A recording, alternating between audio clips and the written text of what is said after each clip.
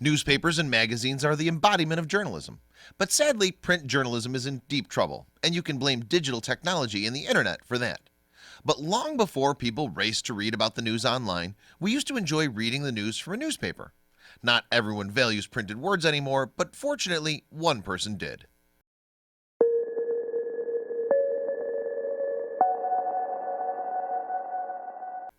A woman from Michigan discovered a box made of wood in the closet, but she assumed it was nothing more than garbage.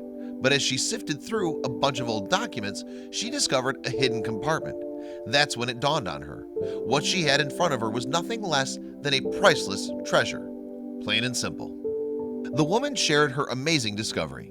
She wrote, "Found a box in Grandpa's closet. To the untrained eye, it seemed like a plain wooden box with iron borders. It was very dusty too, which meant it hadn't been touched in a while. It was also possibly broken since it wasn't closed all the way. In any case, she chose to take a quick peek. It was unremarkable.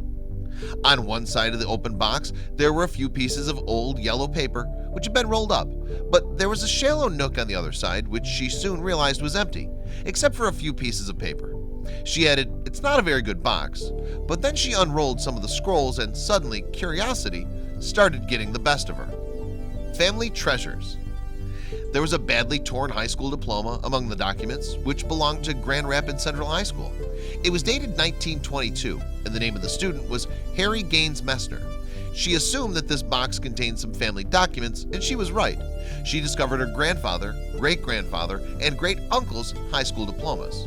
But there was even more inside the box.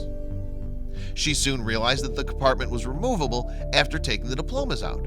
After doing that, she found another paper stack at the bottom, but there didn't appear to be personal family documents like the others. Then it became obvious what they were, and she was extremely overjoyed. "Jack frickin' pot," the woman wrote. They contained magazines and newspapers from decades ago, and they were full of information about major historical events too. She was stunned by the incredible discovery as she spread them across her couch. Naturally, her excitement continued to grow more and more as she looked through each and every one of them.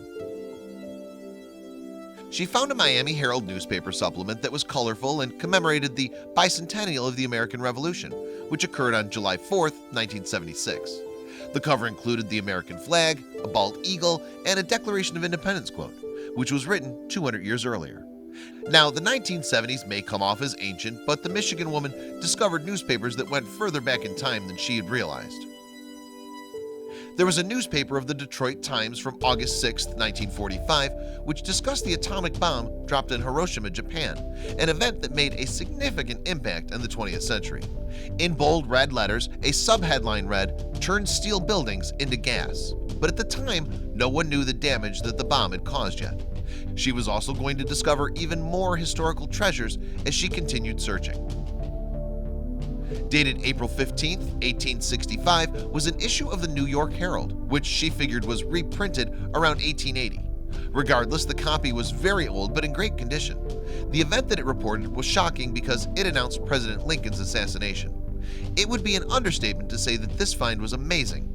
But the next thing she saw had another significance that was different from all the other finds.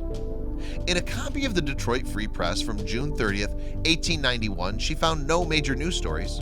Someone had commented that in those days, people saved the newspaper that came out on the day of their wedding, which suggested that this newspaper could have contained the wedding date of her grandparents. The other newspapers and magazines gave her a new insight into events that occurred all over the world. One of the three newspapers from World War I mentioned the signing of the armistice on November 11, 1918, which declared the end of the war. The headline points out that Germany had no choice but to sign the drastic truce terms. The armistice included things like reparations and surrender, but didn't guarantee removing Germany's blockade or the freeing of German prisoners. Fortunately, another newspaper was a bit peppier. A Chicago Daily Tribune, dated from June 2, 1953, spoke of Elizabeth Windsor, who had become Queen of England after her father, George VI, passed away. A sketch of the newly appointed 27-year-old monarch was on the front page, along with news of major rainfall over a crowd of 250,000 at the mall in Westminster. Sadly, a newspaper that was dated 10 years after that also talked about a tragic historical event. A copy of the Baltimore Sun, dated November 23, 1963, showed that her grandpa has spent time in Maryland. The newspaper discussed the murder of President John F. Kennedy and how Lyndon B. Johnson was sworn in as his replacement. The front page discussed how the world was left in mourning. Then she found another publication which talked about those events, but in a rather different light than the Baltimore Sun. A Life magazine dated 1966 showed the headline, "A Matter of Reasonable Doubt," followed by the subheadline, "Did Oswald Act Alone?" The magazine talked about the footage taken when Kennedy was shot while his motorcade was in Dallas. This suggested that people were already suspicious about the way officials had claimed things went down on that day. And it was reported by a reputable magazine, too. Other newspapers talked over how interesting the 60s had been. She found 3 newspapers dated July 20th, 1969, which included the Miami Herald, whose headline read, "Man Walks on the Moon." Neil Armstrong's famous line was also included, so she might not have found gold. The collection of newspapers and magazines which discussed major historical events were invaluable. Hopefully, she'll consider keeping the tradition and adding a few things of her own.